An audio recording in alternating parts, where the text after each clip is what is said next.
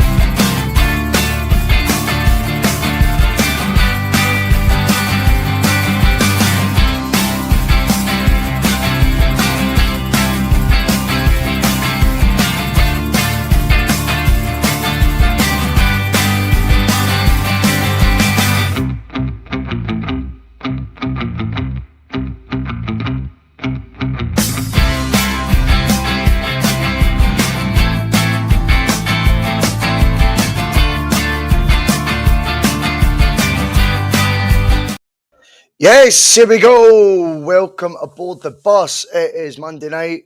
Not been on since last week, and obviously, as always, with Celtic, plenty's happened. In the meantime, hopefully you can all hear me, and the microphone is on mute and all that. Carry on. Big shout out to all of you who are watching, particularly Big Johnny Boy, who I speak to regularly, who's a big fan of the bus. There he is. Him and his Uncle Jim. Legends. Remember they bought the old Bhoycie Bus strip back in the day, and we've remained pals since then, Johnny. So I hope you're doing good, as is your uncle. Remember, give us a wee like, share, subscribe, all that, carry on. Memberships are optional, totally optional, of course. You know this drill with the bus. We ain't all about all that, carry on, you know what I mean? But yeah, let's get into it. So it was a bit of a mad one, was it not? In the old cup against Dundee. How do you feel about it?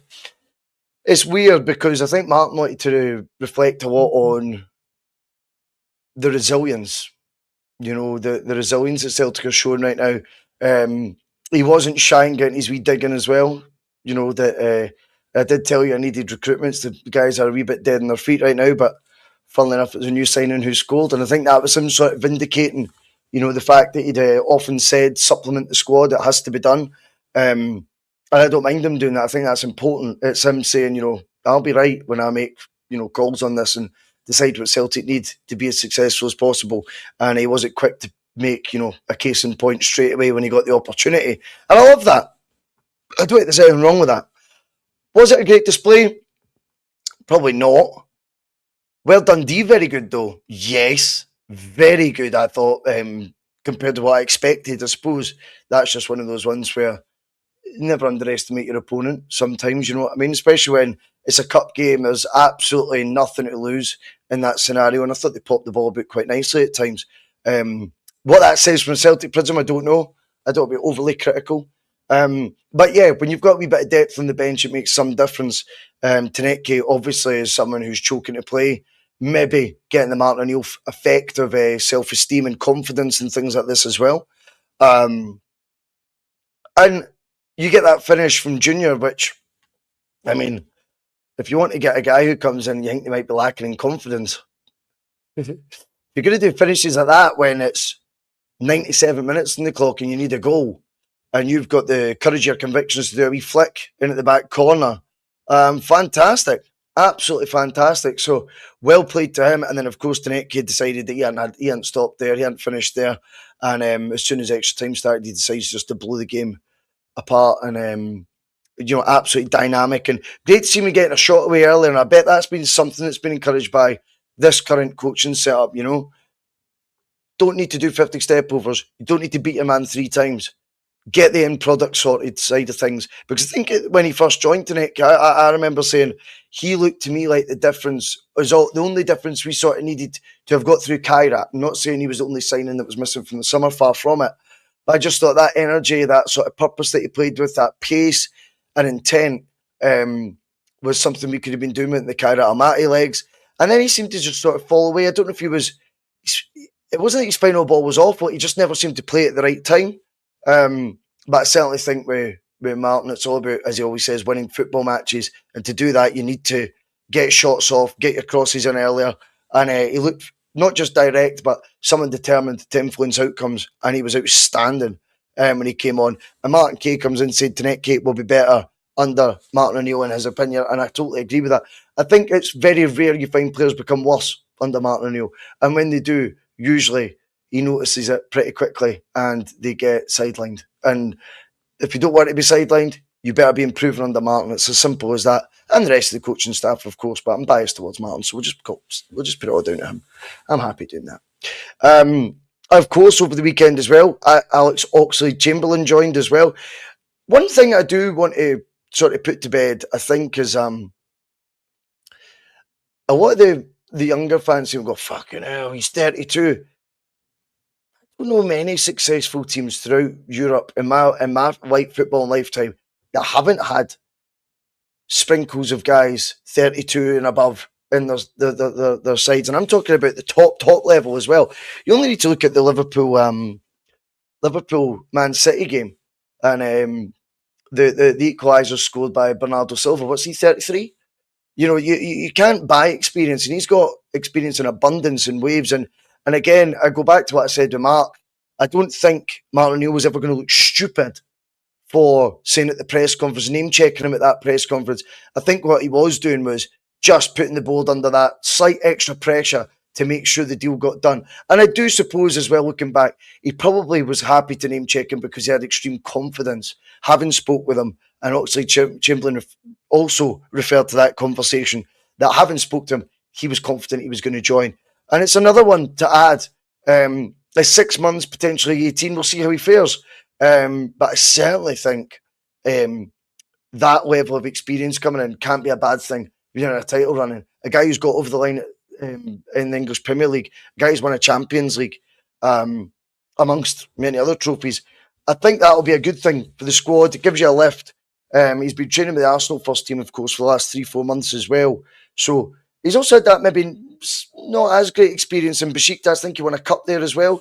But maybe these things can sort of mould you all round as well. And he's maybe just grateful for the chance as well and feels like this is he said it was a perfect fit for him. So why not accept that it might be all right? But if you're going to base it all on the fact he's, the number 32, which is his age, I don't really agree with that. And I remember a certain Henrik Larsson, joining Barcelona when he was 32, approaching 33. He did not too bad there for a couple of years. And there's millions of examples, by the way. Paul Lambert started the final in Seville. He'd played most of the games on the road to Seville. What was he, 34? He'd won a Champions League as well. That's something him and Alex have in common.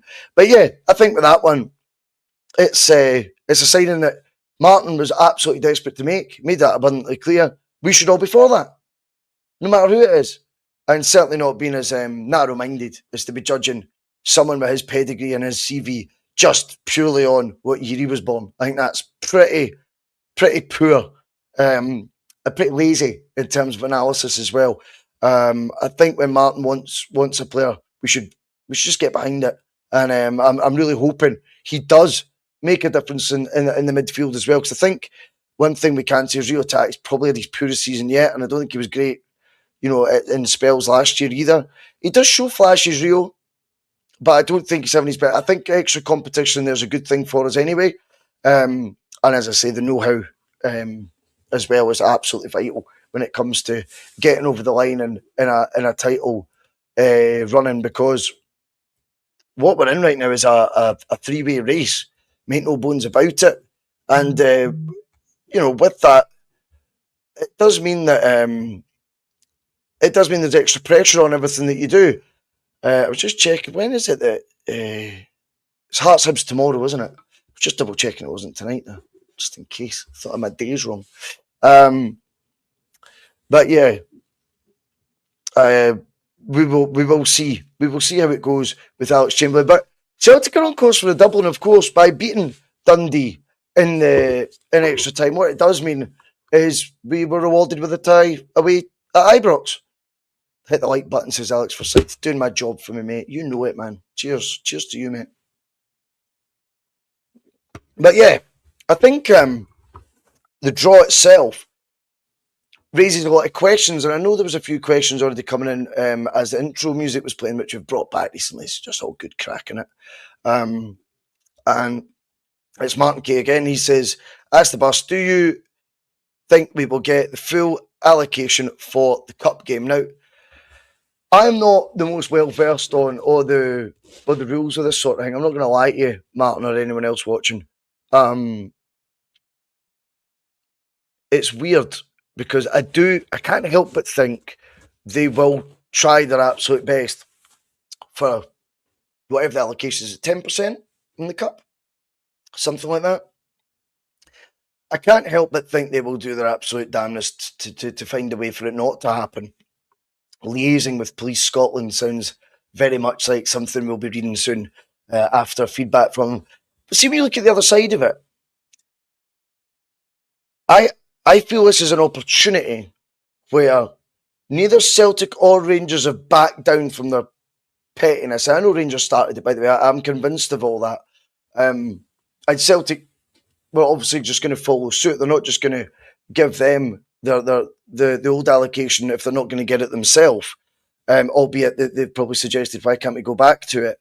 But they weren't going to do it unless Rangers played ball. It's 20% people are saying, I do apologise, 20%. That'd be that stand again then, wouldn't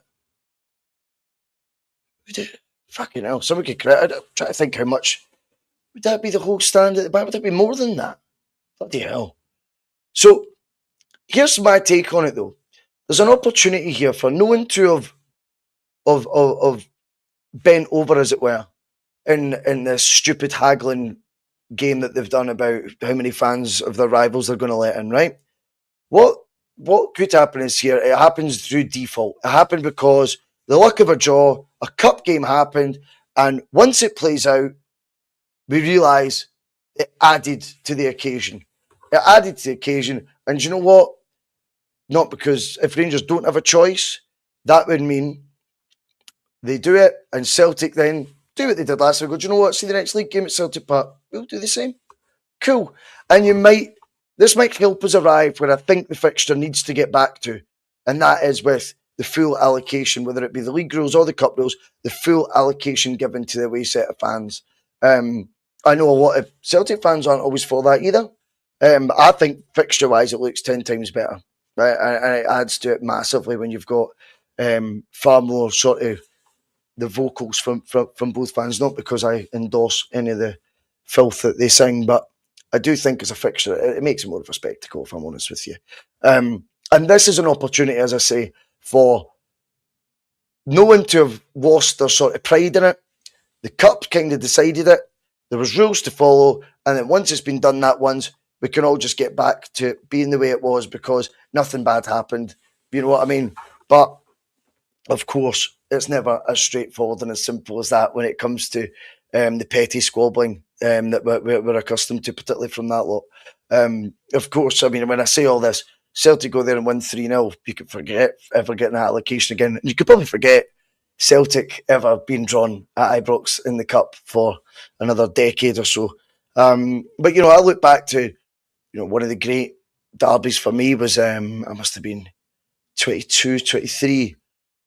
And we played with 10 men that whole second half at Ibrox. I think we were 2-1 down. But the Bruni became born, of course. And I remember that game just had a bit of everything. It was a proper occasion. It looked like a proper derby that day. And you do kind of, you want that back. I mean, sometimes over the last few years and stuff, there's been goals from either the away team. And you have to check whether it's even hit the back of the net. And your eyes are tricking you because you can't hear even a cheer in the slightest. It's just complete silence. And it just makes the whole thing a wee bit more bizarre. The world is woken up without not being able to handle Rangers Celtic derbies played out as they should be. But I don't know. I don't know how it will play out. I know I'm being asked whether we think we'll get the full allocation. As I say, I don't have an answer for that, Martin, really. I do think we'll see things like Rangers are liaising with Police Scotland right now. Maybe Danny Dyer as well, you know what I mean? Because he knows it's about to kick off. Things like that. But I don't know. I don't know how strong a backbone the officials have in Scotland to see it through their own rules. I really don't know. Gary and Cheryl Simpson. 20% for cup games is the bare minimum, but in my opinion, Strathclyde's finest will try their best with the SFA to try and give less. That's probably where I'm at, Gary.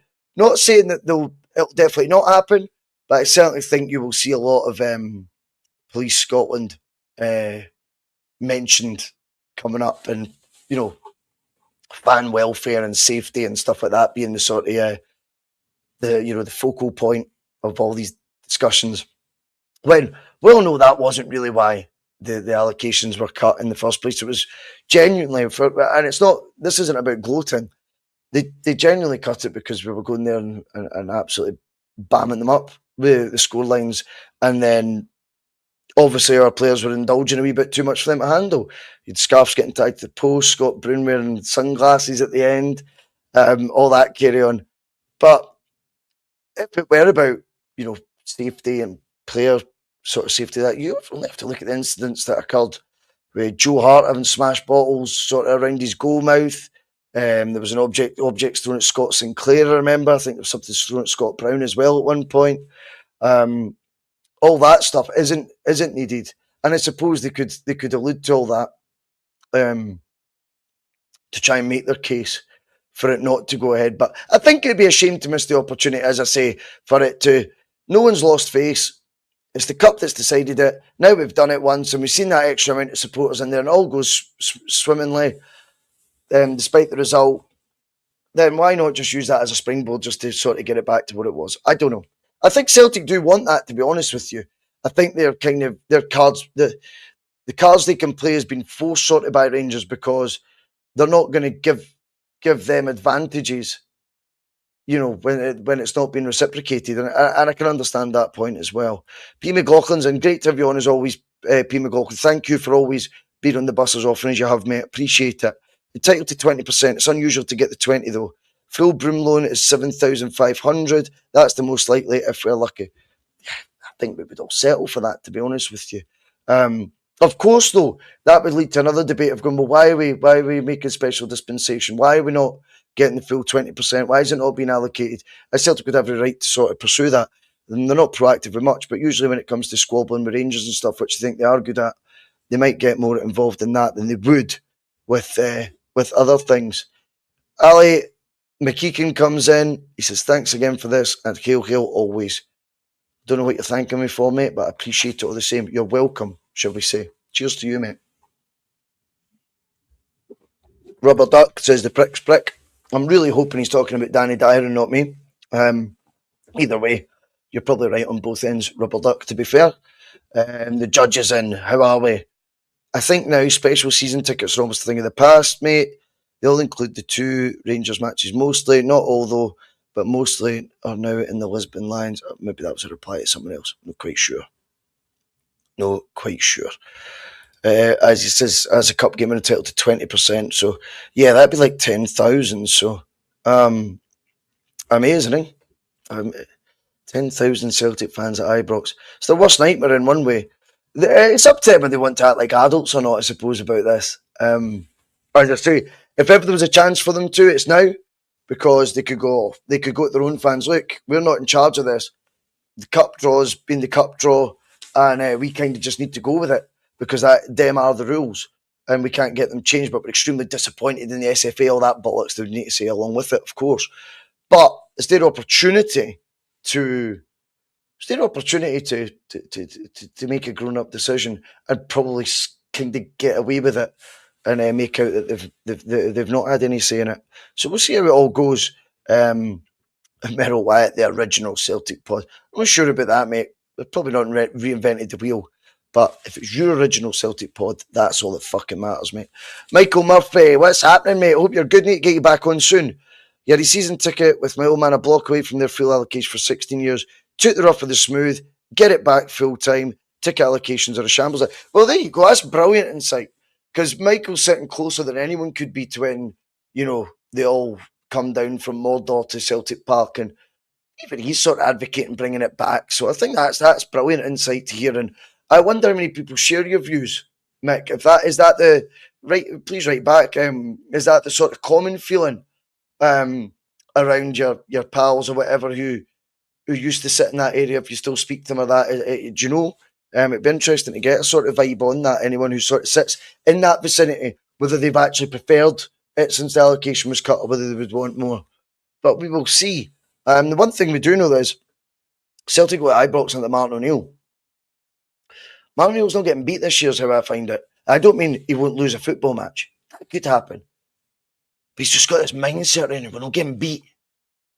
And it rubs off. And he says he feels like there's a resilience in the team that was maybe not there before he came back. He's talking about Wilfred Nancy basically fucking chopped their bollocks off. Do you know what I mean? Confused them. And they lost all that. They felt like when they conceded a goal, they were going to concede 2 or 3. And he wouldn't be wrong. He didn't say it in those words, but that's what I'm interpreting from him. He's saying that resilience is back. And Martin just got a bit of resilience about him as well. You don't want to let him down. No one wants to let him down. You could feel that already. And I just feel like he's not getting beat. We're still on for a double potentially this year. And we'll need to do it the hard way in both tournaments. Because we're still, right now, 3 points off the top of the table. I think Hearts playing Hibs. Very interesting game tomorrow night. Albeit you never count on Hibs to sort of get a result when you need them to. I think there's a reason why Hibs has been a phrase that's been used over countless entities of their first team over the years. But they know we're breathing down their neck. I make Celtic favourites for the league, to be honest with you. And if we're going to win it in the Cup, then why not have to go to Ibrox as part of the journey to the final? Love that. All for it. No issue with that whatsoever. If you're going to win it, beat the best of the rest around you.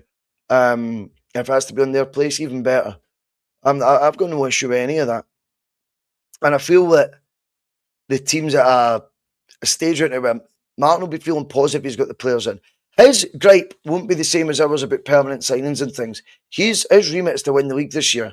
He'll just be glad they finally got their act into gear on deadline day and got players in that he had sort of looked at and A-okayed, as opposed to maybe what was thrown towards him at the start of the window that might have been on the listed prepared for Wilfred Nancy. And I do feel that we've got that mix of players that are coming in right now with points to prove, but also with track records in leagues of a similar standard to ours.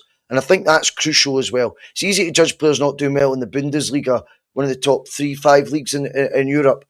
How many Celtic players have left us for big money and found it quite tough at the step up that they've made? And we'll end up pleading for them back or actually try to get them back or getting them back in actual fact. But we know they're excellent at our level. We might have just won a watch with some of these signings that have smashed it in the Czech League or the Austrian League, leagues of that standard, quite akin to the Scottish Premier League. That could be a good thing. That could be a good thing. And they might be able to, sometimes players find their level. They want to push on. They want to, test themselves against the best. But they might just not have that extra bit of quality to do so. But when they're at the level where they did shine, they will still shine now. Despite, sometimes bad experiences are good in your career as well. Makes you have the bit between your teeth. You look at someone like Alex Oxlade-Chamberlain as well, and he might be thinking, how the fuck is it took to beyond the January transfer window for me to have an offer that actually sort of tickled his balls, He might have a big point to prove as well. And I think it's quite good when you get someone or players in numbers joining that have the bit between their teeth, a wee bit of needle, and a point to prove. And Martin will certainly try and get that sort of energy out of them, as well as building their confidence, make them feel 10 foot tall. But it's all been encouraging when you look at the impact Araujo's made at right back. I think he's a quality player. You look at obviously the junior goal at the weekend. Frank Vara, Big Tam, we're going to call him, right? Big Tam. He's had an assist and a goal since he's signed for the club in his first few games as well. So it's all good, Mike comes in. Don't think he's a Celtic fan. That's okay. 20% is not set in stone. It's just a guideline. It sounds like a club statement. 5% is what's guaranteed, and you do not give Hibs 20 and Aberdeen refuse Rangers 20%. Take what you get. I think it's not different for the cup though, mate, because they've not played Hibs and Aberdeen in the cup. Like, do you know what I mean? So I'm not quite sure what you mean. We'll see. We'll see, mate. I don't think you've got your facts right though. There with the, I think you're thinking of the league, mate. To be honest with you, that's where the 5% thing comes. Johnny's back in. He's saying, "Oh, joke aside, I'd sack the cup for the league." I get that, mate. Of course, if you were to choose, but Martin's not going to make that choice. That's the best bet, man. Martin will absolutely be there to win them all. You know, Martin's in it to win the Europa League as well. Of course he is. That's the mindset. You don't start doing the bollocks excuses like Ange did at Spurs. You know, oh, we just sacrificed the league for the Europa League, which wasn't even true, to be honest with you. He certainly sacked his principals in the final. But Martin will embrace every single game like it's a must-win, no matter what the competition is, and he certainly won't be, doing prioritising in his head of what he if you were to put them in an order, of course you would have the league at the top, right? But notwithstanding that won't be the approach. Definitely not, and it's not a choice that we need to make. It's certainly something we can say though. If we were to get a negative result at Ibrox, we can certainly go off. Don't worry about it. The cup was never the priority. I'll be very much bringing that comment back up, Johnny, and on board with you. Do you know what I mean? Definitely. Any other questions? Let's have a wee look here. Chris M, good one. Do you feel that the boycott was a success? I'm a bit torn, Chris. I can't help but feel, what would the numbers have been anyway? Would there have been much more? Was that all due to the boycott? I think imagery-wise, if the boycott's going to take the credit for it, or the collective are going to take the credit for the boycott, for the attendance being 24,000, are they going to take full credit for that? Then of course it looks brilliant, because over half the, way over half the capacity of the crowd or potential attendance didn't attend. And if they're going to take all the credit for that as a brilliant stat to use, I can't help but feel it's not totally accurate, because I think it would have been diminished anyway.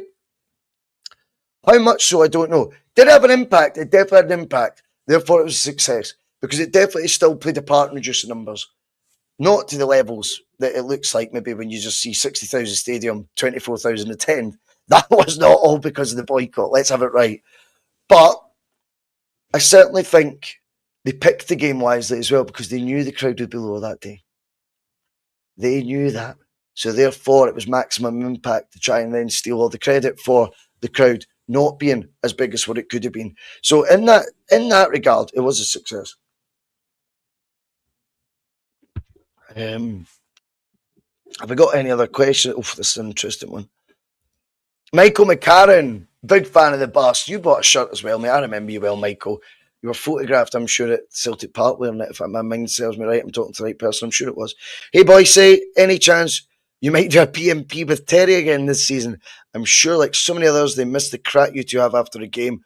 Hope you are well, by the way. I know, mate. I know. It's I think sometimes things happen though. There's just periods of time where things work and they work really well, and then that's the beauty of them, because they were in that period of time. Sometimes always going back the way is not a good thing. I'm sure Terry's loving doing what he's doing right now. Do you know what I mean?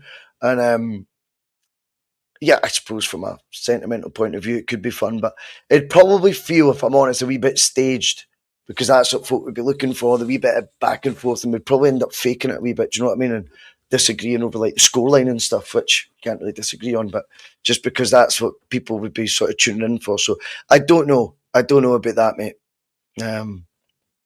I don't know. I have really no idea. Right,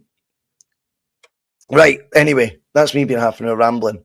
It's good to be a Celtic fan. It's good to be in the race for the title. It's good to be still in the Scottish Cup. It's good to have the opportunity to go to Ibrox and lay down a marker. It's going to be interesting to see how the new signings all shine, including the Ox. It's going to be interesting to see how the attendance plays out that's allocated, or the the amount of seats Celtic are allocated for the Ibrox tie. It's going to be a very colourful next 3 months in Scottish football, and we want to be on the right side of history because this will be a season that's documented, I think, for years. And if Celtic can still prevail at the end, wouldn't that be a nice way to, I was going to say, is it bookend it? Oh, whatever. I'm out of here before I start talking shite. Great to have you all on. Take care, and I'll see you again soon. Cheers.